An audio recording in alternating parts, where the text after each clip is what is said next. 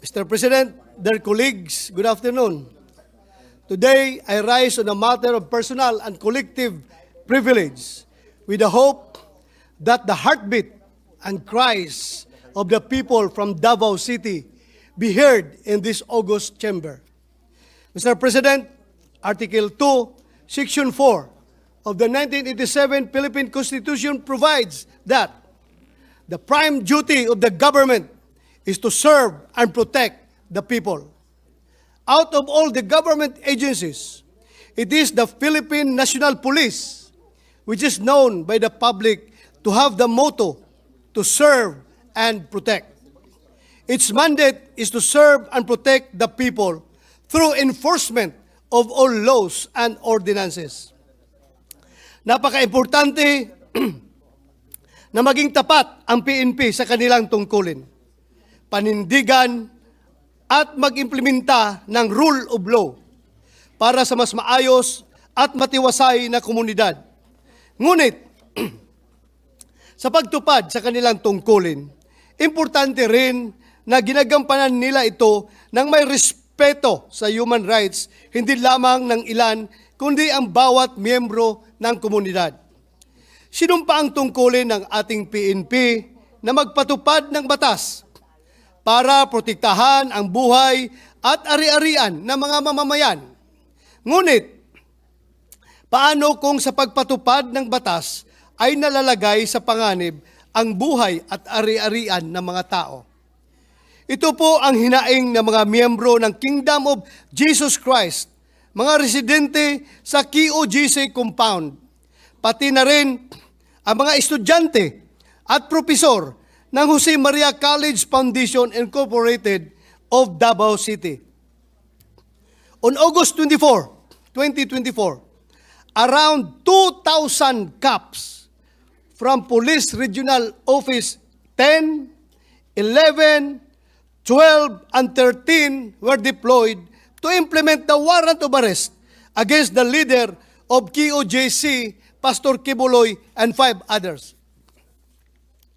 At this point, I want to make on record that we are not questioning the authority of the PNP to implement valid warrants of arrest issued by a court of competent jurisdiction.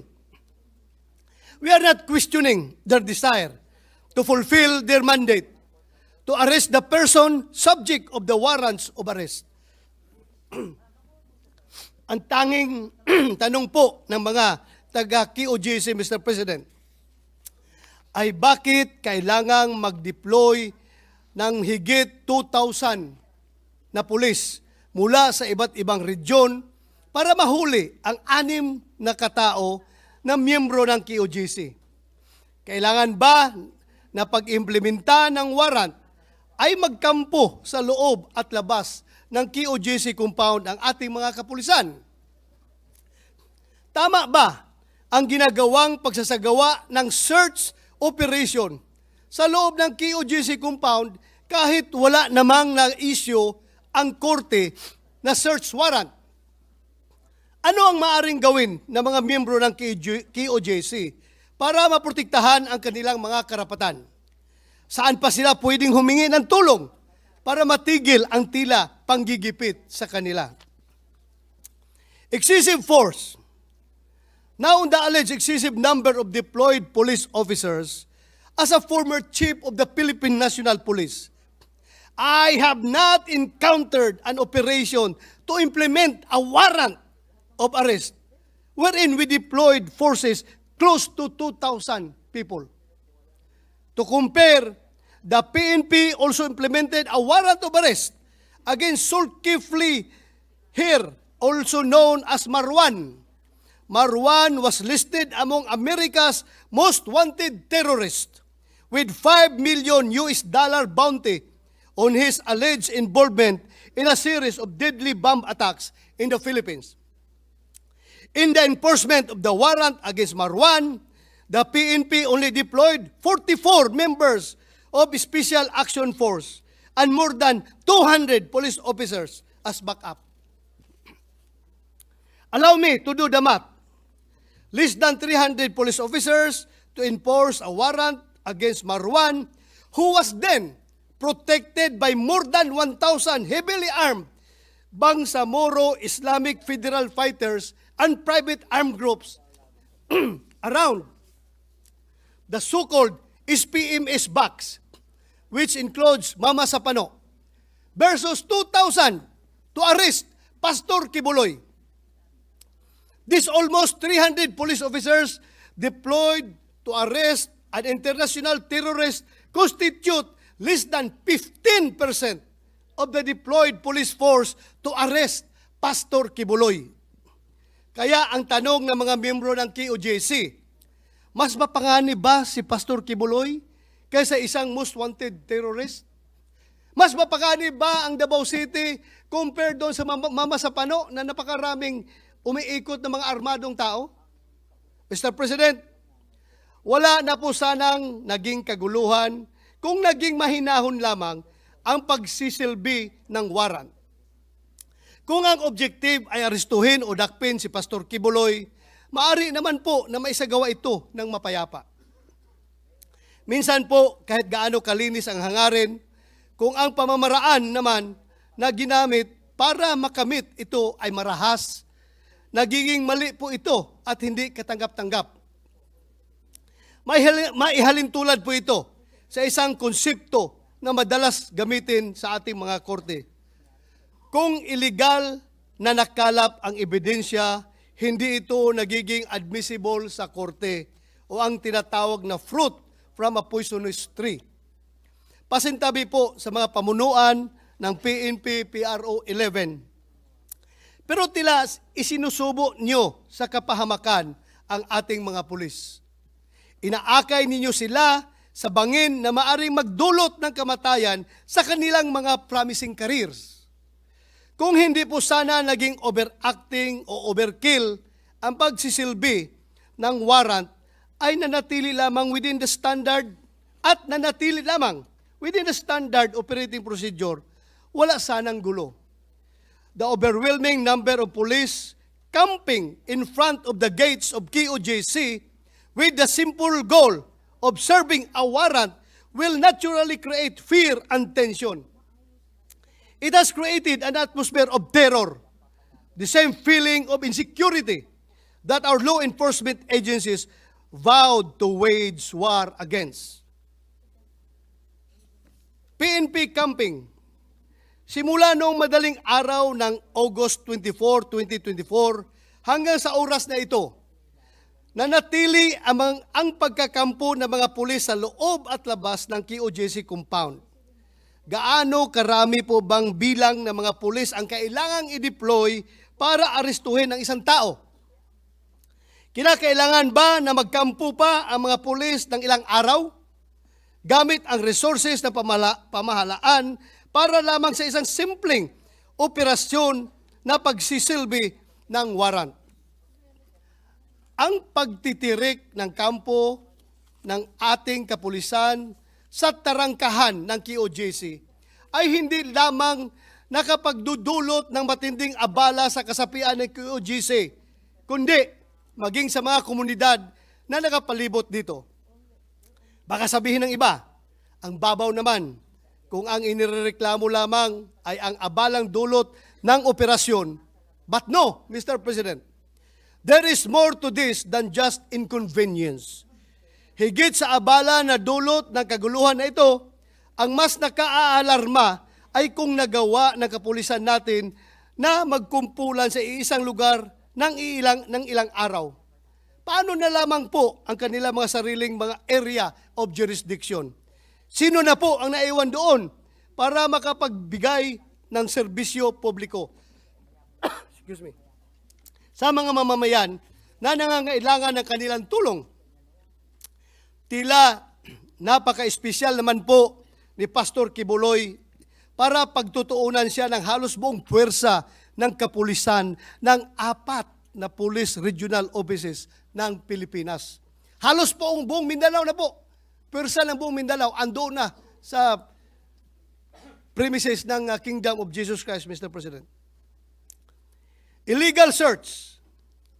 As far as the KOJC members are concerned, there is no valid search warrant issued to conduct a search inside their compound. The only judicial process issued by the court are the warrants against Pastor Quiboloy and 5 others. Due to lack of a valid search warrant, QJC are claiming that searches made and being made by the PNP inside the QJC compound are illegal and unconstitutional. They claim that PNP cannot and should not claim that such search is incidental to a lawful arrest. They anchor their stand on the established rule in the numerous Supreme Court decisions that the law requires that there first be a lawful arrest before a search can be made. The purpose cannot be reversed. Kung hindi pa nahuhuli o naaresto si Pastor Quiboloy o ang ibang miyembro ng QJC na subject ng warrant of arrest, bakit nagsasagawa ng search ang PNP sa compound ng QJC? May bago na po bang alituntunin ang PNP sa pag-iimplementa ng warrant of arrest? Tayo po mga pulis, isama ko na po ang aking sarili, ay mga takapagpatupad ng batas. Hindi po tayo mga alipin nito, pagkat tayo po ay may mga isip at puso. Higit sa lahat, hindi tayo mga kasangkapan na mga nakakataas sa atin na maaari tayong ituring na mga tao-tauhan sa ngalan ng batas para sa kung anumang motibo nila. Ang tunay na adhikain ng mga sumulat ng batas ay ang pangalagaan ang kapakanan ng bawat isa, ang mapaglingkuran at mabigyang proteksyon ang lahat, to serve and protect.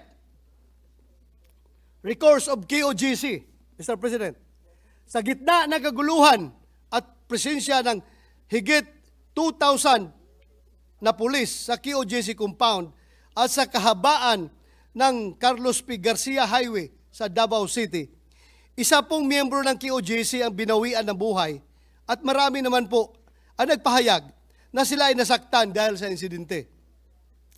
Desperado na po ang mga miyembro ng QJC. Kahit po ang ilang residente ng Davao City ay nalulungkot sa mga nangyayari. Ngayon na lang po kasi ulit nagkaroon ng kaguluhan sa aming syudad.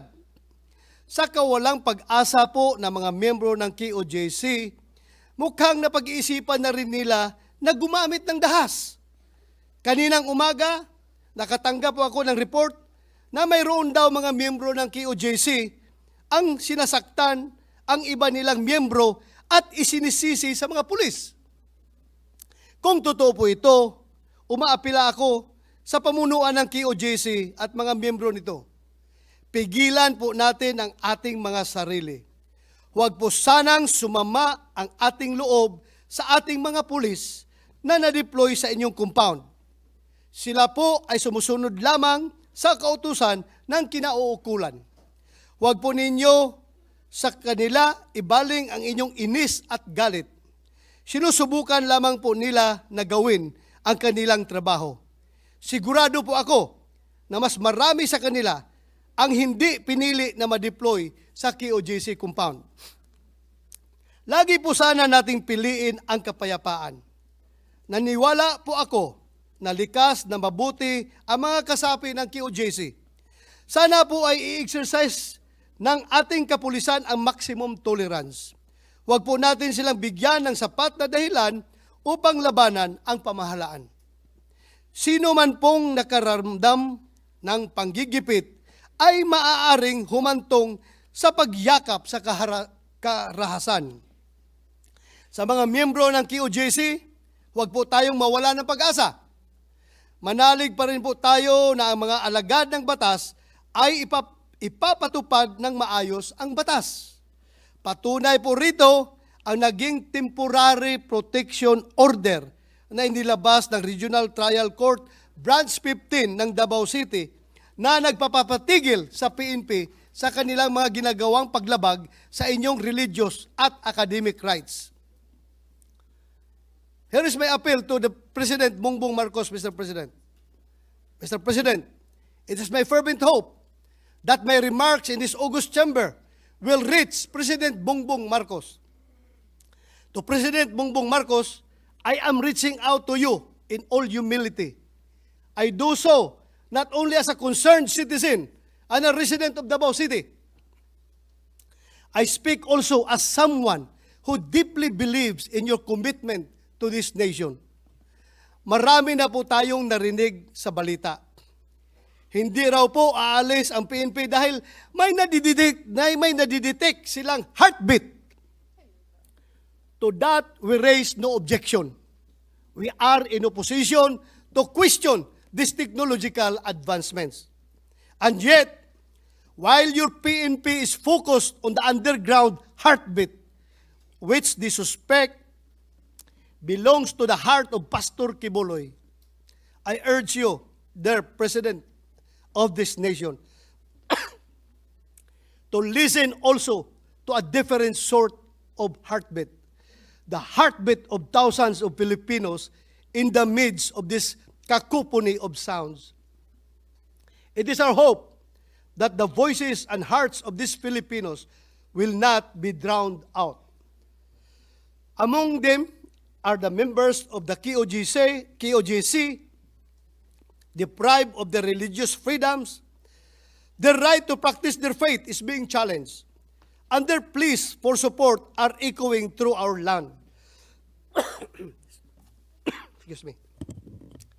Let us also listen to the hearts of thousands of students from Jose Maria College Foundation Incorporated and Lyceum of the Philippines in Davao City, as well as their parents, who are grappling with the disruption of their education. I feel that it is not suitable, it's not justifiable, that in the attempt to serve a warrant of arrest, we also end up arresting our young people's dreams. This is highly unwarranted, Mr. President. Their aspirations hang in the balance as ongoing siege affect their learning environment and their future prospects. Additionally, the closure of Carlos P. Garcia Highway near the airport has caused immense hardship for many Davaoenos. Their daily lives are disrupted and their convenience and well-being are at stake. Pagod na rin ang mga tao. More precisely, pagod na rin ang mga puso ng mga tao. Their weary hearts have resorted to seemingly marching to a different beat, regretting their choice of leadership, losing their hope. Yet, I stand here with unwavering faith in you as the father of our nation. I, for one, still believe in your capacity to care for every Filipino. After all, regardless of where we find ourselves politically, socially, religiously, or even physically, we all share the same heart and spirit. Mr. President, may President Bongbong Marcos continue to listen to the heartbeat of the people, hindi lamang sa sports, kundi sa lahat ng aspeto ng buhay Pilipino. Puso, Mr. President, puso. Maraming salamat po. Senator Bongo, Seeking recognition. Mr. President, I am one with the privileged speech of my colleague Senator Bato in upholding the rule of law and the motto of the PNP, which is to serve and protect. Mr. President, we condemn the excessive use of force. I appeal to our government, especially law enforcers, to be prudent in their actions and remain faithful to their mandate to serve and protect. With the court issuance of a temporary protection order, we pray that peace and normalcy will return to the Kingdom of Jesus Christ compound. The occupation of police personnel in the Kingdom of Jesus Christ compound in Davao City and the terror it brings to the community are causes of concern. While it is the duty of the police to serve an arrest warrant, there is no excuse for using force, creating fear, compromising the safety of civilians, disrupting the peace in the community, and occupying a place of worship. As Vice Chair of the Committee on Peace and Order, I support the intent of the chairperson, Senator Bato de la Rosa, to scrutinize this PNP operation which led to the death and injuries of civilians. Mr. President, I have consistently expressed my full support to our uniformed personnel. Kami po'y sumusuporta sa trabaho ng pulis, basta in line of duty at naayon sa batas. Noong panahon po ni dating Pangulong Duterte, dinoble po ang sahod nila, pinaghirapan natin yon. At ako'y patuloy na sumusuporta sa ating mga uniformed personnel. Ang atin naman dito, walang masaktan. Kung ano lang po yung ayon sa batas at ipatupad ng wala pong excessive use of force. I will not tolerate any form of abuse and will not let our police be weaponized to inflict harm on ordinary citizens. Kaya nga po, lagi kong payo sa mga police, just do what is right and be professional. Proteksyonan niyo po ang buhay ng bawat Pilipino. Tugusin niyo po ang mga nananakot at nananamantala, pero huwag kayong pumayag na kayo ang maging sanhi ng takot at maging instrumento ng pananamantala. Mr. President, one life lost is too many. Imbis na maximum tolerance, ginawa na pong maximum terrorism. Hindi naman po terorista ang hinahanap nila, ba't kailangan pagmumukaing battleground ng isang place of worship? Merong mga naiulat na paggamit po ng tear gas at pepper spray sa isang sibilyan na nakikiusap lang po sa mga kapulisan. Ang pagbawal sa ilang miyembro ng legal team ng KOJC makapasok para gawing ang kanilang trabaho at ang pagpigil po sa KOJC Executive Minister mismo na kumustahin ang kanilang kasamahan na nasa loob po ng compound. Ito ay ilan lamang sa nakakabahalang pangyayari kung kaya't ang mga kapwa Dabawenyo natin at iba pang sektor ay tumitindig upang maproteksyonan ang kapakanan ng mga inosenteng kababayang apektado. Samantala, ang aking opisina po ay nakipag-ugnayan rin po sa mga opisyales at sa mga apektadong sibilyan upang magbigay ng anumang tulong, lalong-lalo na po sa mga pasyente na nasaktan, namatayan at nangangailangan. I sympathize with some of the police officers present there in KOJC who have no choice but to follow orders. Marami sa inyo ay pagod at puyat na rin. Nakikiusap ako na magmalasakit naman kayo at maghinay-hinay kayo dahil ayaw nating meron na namang masaktan, dala ng emosyon at kaguluhan dyan ngayon. Sino ba namang gustong makita ang kapwa Pilipino ay nagkakasakitan? To my fellow workers in government, please serve the interests of the Filipino people and protect the rights and welfare of our fellow Filipinos. Just do what is right in the discharge of your delegated powers. After all, sovereignty resides in the people and all government authority emanates from them. Thank you, Mr. President. Yes, Mr. President, the minority leader is seeking the floor to interpellate Senator De La Rosa. Yes, Mr. President, if the speaker will allow it, Mr. President, on his speech. Yes, Mr. President. Kasi, and I know, Mr. President, that I think he personally went to the place. Yes, Mr. President. Samantalang ako po binabasa ko lang ang mga news reports. So si Senator De La Rosa po ay talagang nakita niya anong nangyayari sa ground, nakausap niya, I'm sure both sides, for being a former PNP chief, kausap din niya mga pulis, kausap din niya yung mga KOJC and the other Dabawenyos there. Alam niya po ang sitwasyon. So, based on your personal information po, Mr. President, ano po ba ang sitwasyon sa ground? Tama po ba yun na naglagay ng parang kampo ang pulis dun sa lugar? And then pag sinabi natin lugar, is it outside of the gate of the KOJC compound or inside of the gate of the KOJC compound? Correct, Mr. President. Both inside and outside of KOJC compound, andoon po nakakampo ang ating mga kapulisan. Inside. So para na pong parang expropriation na po yan. Yung ginawa nilang public property, isang private property, kahit pansamantala lamang. Correct, Mr. President. Tila nga, pakiramdam ng mga tao doon ay meron ng martial law na nangyayari doon sa Davao. Dahil nga, yung compound ay hindi na magamit ng mga may-ari. Correct. Mga rightful owner of that compound hindi na magamit dahil binabawalan silang pumasok. At kung sila ay nakapasok, gusto nila lumabas, hindi na sila makapasok uli. So, this is deprivation of private property, Mr. President. Opo, so ganyan po. Kailan po kayo bumisita ron para at least malaman natin yung petsa kung yung personal knowledge ninyo? Ano po yun? I was there when the warrant was executed in the early morning of Saturday, Mr. President.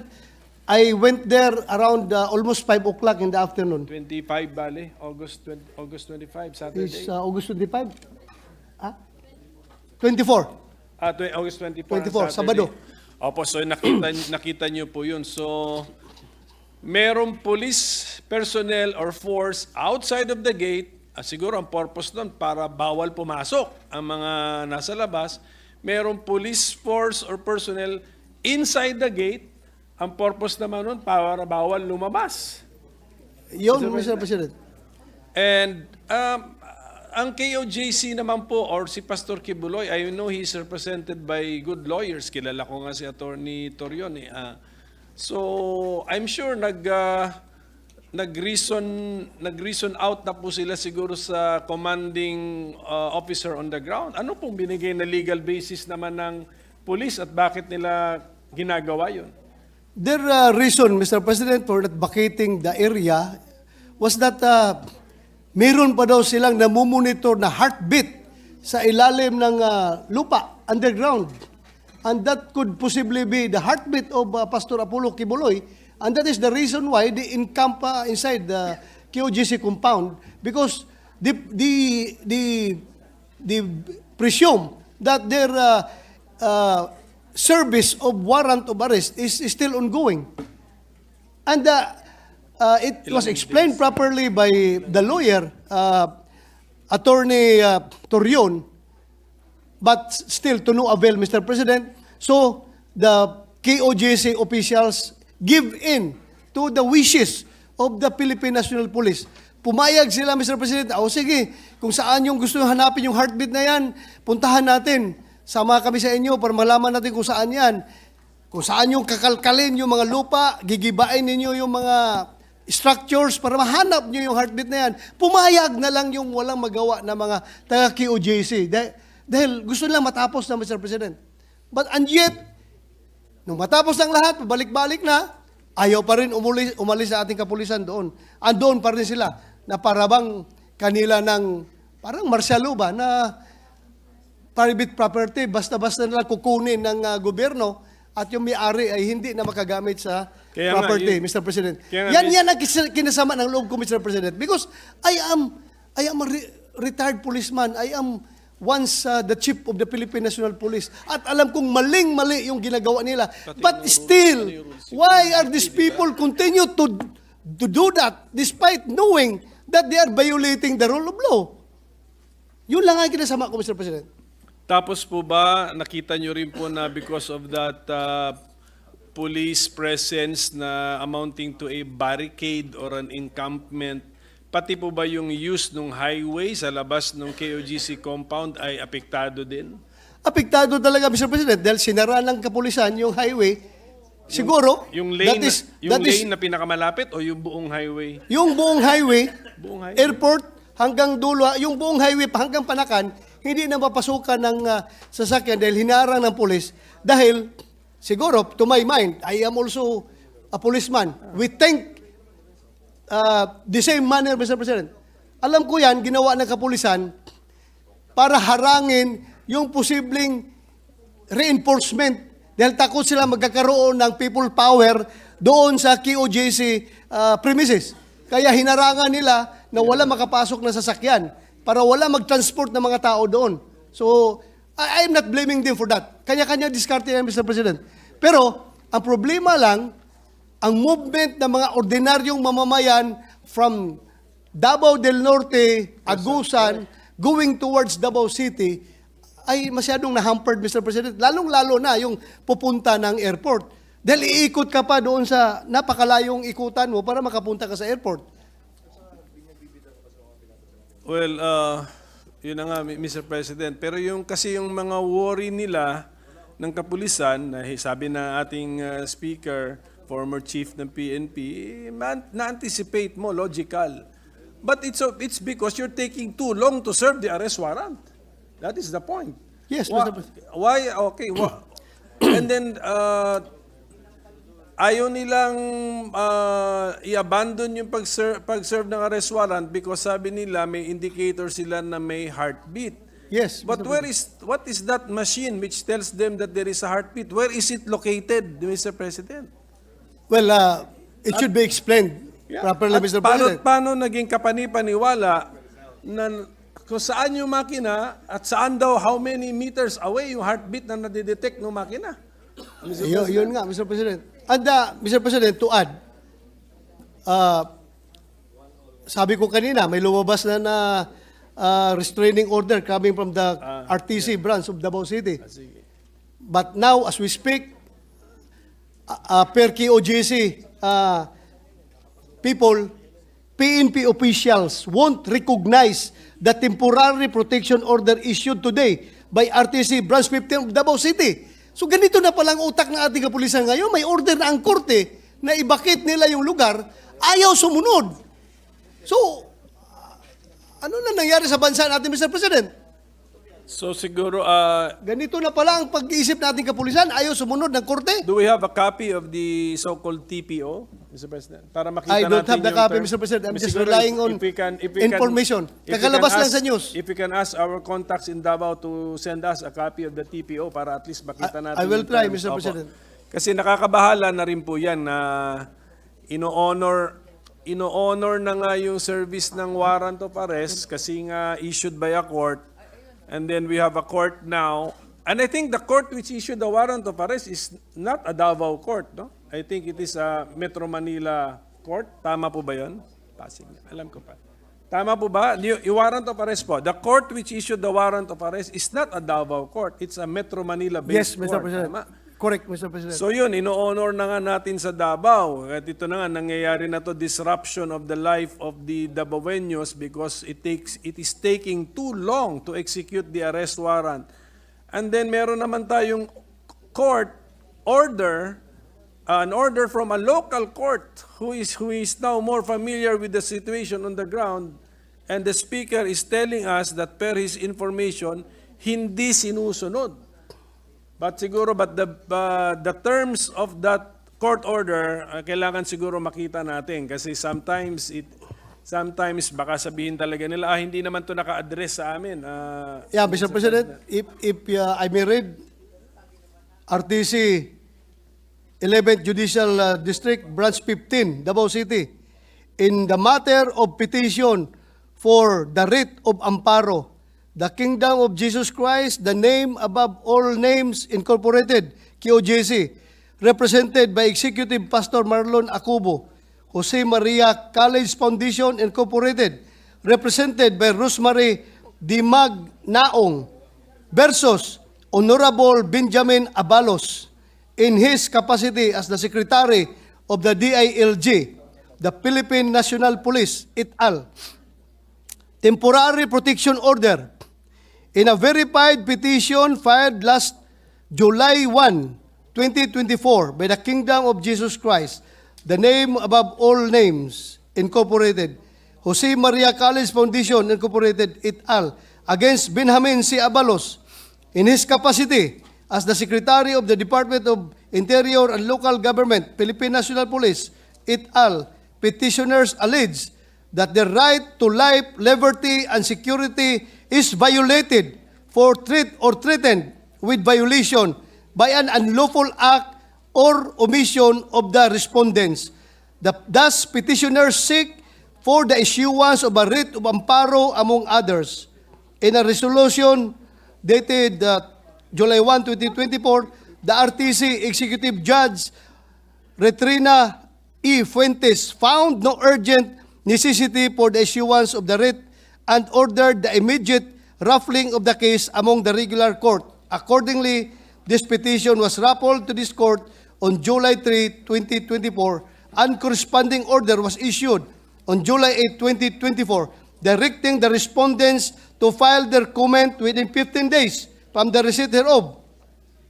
Around 5 o'clock in the morning of August 24, 2024, the PNP 11, armed with warrants of arrest, entered the compound of QOGC and JMCFI located along Philippine-Japan Principe Highway sa Davao City in search of Pastor Apollo C. Kibuloy and other individuals. Diretso na ako sa decision ng Korte, Mr. President. Sige po. Hence, this court, under the current situation, sees the urgency to direct the PNP 11 to immediately cease and desist from any act or omission that threatens the life, liberty, and security as well as the properties of the petitioners. The PNP 11 is hereby ordered to remove all forms of barricades, barriers, or blockades that bar the access to and from the subject compound and hinder petitioners' religious, academic, propriety rights and the pursuit thereof by its officers and members within and surrounding the premises. The office of the Clerk of Court, General is directed to immediately serve the order Yes. to any senior PNP 11 commanding officers present within the premises of KUGC compound at the regional office. So ordered. Signed. Paano ito iakyat? Akyat mo. Signed by the judge, Mr. President. Okay. So, Mr. President, sa ganitong sitwasyon kasi dapat siguro ang ating kapulisan will read that with liberality na address sa kanya, and then kung ano man yung nakaka-disrupt sa normal course of life of the people there, bawal, i-dismantle niya. So dapat po ganun. Kung gusto kasi natin ng order at yun ang appeal natin nga sa KOJC members na wag manggulo, wag daanin sa dahas, i-honor ang mga court orders. That's the same standard that we will ask of our police Correct, Mr. personnel or President. police people. Correct. So, the commander on the ground, if I am not mistaken, is named Brigadier General Torre. Police General Brigadier Torre, Mr. President. Is he Colonel or General? General. Brigadier General. I think it's Police General Torre. So siguro, yun na lang po yung appeal natin sa kanya. I mean, the arrest warrant, as far as I know, is valid, can be served at any time of Any the day, any day, anywhere. any week, anywhere, for as long as you see the subject person of the arrest warrant. But I don't think you can claim that you have found the person because you have found a heartbeat, Mr. President. I mean, and then this is a new technology na masyado pang kailangan i-explain mo na sa atin. Gaano kalayo niya na-detect? Asan ba yung, as far as you know, Mr. President, saan yung makina which detects the heartbeat? Nasa highway? I don't know, Mr. President, but I believe this is the same machine that is used to determine the living individuals during earthquakes. Earthquake, oh. Pag may calamity, may earthquakes, may buhay pa na tao na natabunan ng rubbles, Mr. President, yan ang machine na ginagamit. Kaya nga, so ang ating ibig sabihin nun, they were allowed, the KOJC people or leadership were cooperative enough to honor a court paper, a court order, to allow the police to enter the compound bringing their machine. Siguro yung machine nila is in close proximity with the ground or the area that they were able to detect a heartbeat. So they should act immediately. They cannot dilly-dally and not act and prolong the enforcement of an arrest warrant amounting to a siege na gusto mong starve na lang yung tao sa yung whoever is that person with the heartbeat na mauhaw, magutom at kayo lumabas. Hindi po pwedeng ganun ang estratehiya po natin. Now, especially now na meron na pong TPO or whatever name we call that order coming from a Davao court. So ganun lang po, sana ang appeal na lang natin sa commander on the ground at saka yung supervisor ng commander or commander ng commander who is the PNP chief plus the DILG secretary. na since umabot na nga kayo dun sa na-detect ninyo yung heartbeat kasi nga yung mga KOJC personnel, people, cooperated to that point na nalapit yung makina sa lupa or sa building because there is a court document. Now that there is another court document, wag natin, we have to be liberal in its reading and interpretation. At any rate, you will have all the chances in the world kasi valid pa yung arrest warrant na yan to capture, to arrest that person when you actually see him or her. Yun ang legal basis mo to arrest. The legal basis to arrest is the arrest warrant. Correct, Mr. When you President. see that person. Okay, not when you detect a heartbeat. Okay. And then I'm also worried, Mr. President, itong ang search, itong nabanggit po nating speaker na merong pang searching, they're searching buildings or ano, kunyari in the name of looking for the subject person of the arrest warrant, pero actually it's now amounting to a search. And Correct. what they have is an arrest warrant. And I agree with the speaker na iba po yun. An arrest warrant is the legal basis to arrest, but the legal basis to search must be a search warrant. Correct, Mr. Mr. President. So at ang isa po And yet, Mr. President, I must inform the body that the KOJC people are very cooperative. Kahit na alam nila na that is beyond the power of the arrest warrant, sumunod pa rin sila, sinamahan nila. At lumalabas po, just a few more seconds, Mr. President. I know marami pa tayong itatakil ngayon. Lumalabas po dahil sa incidenting ito na in the execution or in the matter of arrest warrants and search warrants, substantive rights are involved or affected. Therefore, siguro mag-open na lang natin ang mind natin na maybe this is a proper subject matter for legislation at hindi lang natin ito ipaubaya sa mga rules of court. Substantive rights, itong pinaka-example eh. So, buksan natin ang ating isip to challenge the existing order na pinaubaya natin ang mga rules about arrest and searches sa rules of court. Entertainin natin ang possibility or ang karapatan na dapat by law ang rules on service of search warrant, service of arrest warrant, execution of these warrants should be provided by law. I agree, Mr. President. I agree. So with that, Mr. President, imposible naman natin mapag-usapan kasi lahat dito, but at least naumpisahan na natin and we got some facts from our speaker who was really there. Ito, hindi to hearsay, ano to, talagang eyewitness testimony po ito ni Senator Bato de la Rosa. So thank you to our colleague for bringing this to our attention.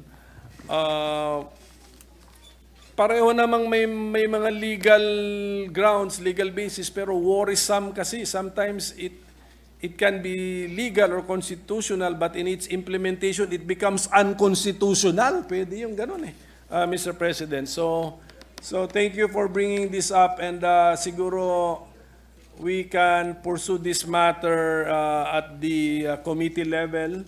Mas marami tayong makukuhang facts doon sa committee level. Thank you. Yes, Mr. Thank you, Mr. Thank you. President. Thank you. Mr. President, Mr. President. Senator Amy Marcos is seeking the floor. Yes, what's the pleasure of Senator Amy Marcos? Yes, I'd like to make a quick manifestation, sir. Yes, you have the floor.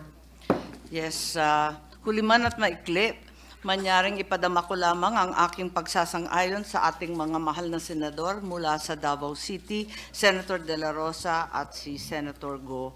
At nasabi ko na po ngayon at noon, ito ang pangalawa at higit na malubhang pagkakataon na ipinamalas ng PNP ang hindi katanggap-tanggap na puwersa. Sa bisa ng bagong TRO, ihinto na ito kaagad-agad at hindi na dapat ito maulit muli. Isang malaking dungis ito sa pulisyang Pilipino na labis kong ikinalulungkot. Thank you, Senator Amy Marcos, Majority Leader. Senator Robin Hood Padilla is likewise seeking the floor. Senator Robin Hood Padilla is recognized. Maraming salamat po, Ginoong Pangulo at Pinunong Mayorya. Meron lang po ako sanang konting katanungan sa atin pong mahal na senador mula sa Davao, kay Senator Ronald Bato de la Rosa. Yes, Mr. President. Opo. Ginoong Pangulo, katulad po ng sinabi ng ating minority floor leader, ito na po siguro ang pinakamahalaga sa lahat, na naandoon po kayo sa pinangyarihan. At kumbaga kayo po ay eyewitness sa naganap po doon. Kami po puro balita lang, puro masasabi nating kami po ay walang first-hand na information. Kinakatakot ko lang po kasi, Ginoong Pangulo, meron daw pong mga American forces doon sa Davao. Totoo po ba ito? As far as my visit to the compound is concerned, Mr. President, I was not able to observe any foreign-looking operators, Mr. President. Opo, meron po kasing mga lumabas na meron pong mga flag ng Amerikano doon sa mga operatiba. Ano po ba yun? Yung po ba, pinapayagan po ba ng ating mahal na mga bayaning pulis, merong flag ng American flag? Sa kanila? Mali po yun, Mr. President. I saw that post in the social media. Hindi ko man talaga mapagkamalan na totoong Amerikano yung Bisayang-Bisaya yung mukha nung pulis na yun, Mr. President. Pero yung kanyang uniform ay merong nakalagay dito na flag ng Amerika. Opo. I don't know what's the wisdom behind that. Bakit gusto niyang mag-display ng flag ng Amerika? But I presume he is a sub trooper from the Special Action Force. Siguro we have to ask the people from PNP SAP, bakit inallow na yung tauhan nila na magsuot ng American flag? Opo, sapagkat yun po ay nagbibigay ng napakaraming ibig sabihin na hindi po nakakatulong sa ating, para po sa akin, sa sitwasyon natin sa bayan natin, hindi po mainam na nagkakaroon ng ganong image na meron ng American forces doon. Kung hindi man American forces, bakit siya may flag ng Amerika? Tayo po ay naninindigan na tayo ay independent. Tayo po ay may soberenya. At ang alam niyo po, ang kinakatakot lang po natin kasi dito ay magkaroon po ito ng hindi magandang mensahe doon sa mga tao sa Davao. Hindi po maganda. At gusto ko ramang din pong palakasin itong gusto kong sabihin. Alam niyo po, nabanggit niyo po kanina na marami na tayong mga pagkakataon na tayo humahanap ng mga terorista, mga pinaghahanap ng batas. Kailanman hindi po tayo nagkaroon ng ilang libong pulis po? Per estimates of some people in the area, around 3,000. But meron ding estimate na more than 2,000. But still, Mr. President, 2,000 is very big enough. I have never seen an operation na gumamit ng 2,000 against a very dreaded terrorist. Wala po, Mr. President. Kahit na umaatake tayo sa mga kampo ng mga MILF noon, BIFF, or kampo ng NPA, hindi po tayo nakaka-generate ng 2,000, Mr. President. The most that I was able to, well, when I was company commander, siguro, maximum na yung umabot tayo ng mga 700. Kasama na dyan yung Philippine Army, Philippine Constabulary, kasama yung Integrated National Police, pati CAPGO, pati Army, siguro abot sa mga 700 to 800. Yung malaking pursa na yun ng NPA, ang kinakalaban natin, na aabot din sa more than 1,000 na numbers. So, I don't know, with this one person only, they were able to dedicate, until now, as we speak, andun pa rin yung mga trupa na ganun kadami.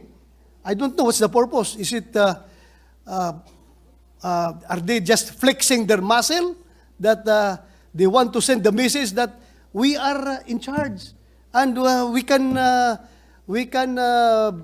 can bully you anytime we want? I hope I'm wrong, Mr. President. Sana hindi naman ganun dahil ang mga tao sa Davao ay very peace-loving. Noon pa yan, Mr. President, mahal na ang kapulisan. Mahal na ang mga pulis. Ngayon lang na medyo nagbago ang pagtingin lang sa pulis na bakit ganun. So I pity those policemen na nandoon ngayon na sila rin ay labag sa kalooban nila yung ginagawa nila, but still, they are professional enough to follow orders coming from their superiors. And I am sure not even General Torre can say that he's acting only on his own. Because you cannot call the support of other regions if you are only the regional director. Walang mangyayaring suporta coming from other regions. So the order must be coming from above. Presumably from General Marbel himself, the Chief PNP. Dahil that is an halos buong Mindanao na operasyon yun eh. Region 10, 11, 12, 13. 4 na region nagpapadala ng contingent na taga almost 300 to 500 na mga pulis. So, naawa lang ko sa mga pulis, Mr. President. I pity them dahil pagod, walang matulugan, walang masiaran. Kasi kung nandoon ka, nakahiga ka sa loob ng kingdom, makita mo napakaganda ng lugar. Very beautiful place. At kung ikaw ay pulis ay naiihi na, hindi mo alam kung saan ka iihi, kung saan ka dudumi. Dahil kaganda ng lugar. Masaya nga kang babuyin yung lugar. Dahil sacred ground yan. Hallowed ground na yan as far as KOGC people are concerned. So, that's the problem right now, Mr. President. Maraming salamat po. Ang akin pong huling mungkahi lang, hindi na po ito tanong, kundi susundan ko lang po yung sinabi nyo. Ang may warrant po dito ay iilan lamang na tao. Huwag naman sana na sa nakikita ko at nakikita ng maraming tao, buong KGOC, parang sila lahat ay may warrant na sa mga nangyayari po. Sana po lagi po nating tandaan na ito pong KGOC compound ay mga taong naniniwala po sa Diyos, sumasamba sa Diyos, sila po ay nagpapalaganap ng kapayapaan, pagmamahal sa kapwa. Huwag naman po sana maging president ito na palaging may ganitong pangyayari ng ating kapulisan ay gagawa ng ganitong bagay sa hindi lamang po sa KGOC, sa iba pang mga ibang religion na wag naman po sanang makasanayan nito dahil doble sakit po ito. Doble sakit po ito para sa mga taong nagagawa lang ay manalangin, ipagdasal ang kapwa, ipalaganap ang salita ng Diyos kapag sila po ay tatratuhin na parang mga kriminal. Maraming salamat po. Thank you, Mr. President.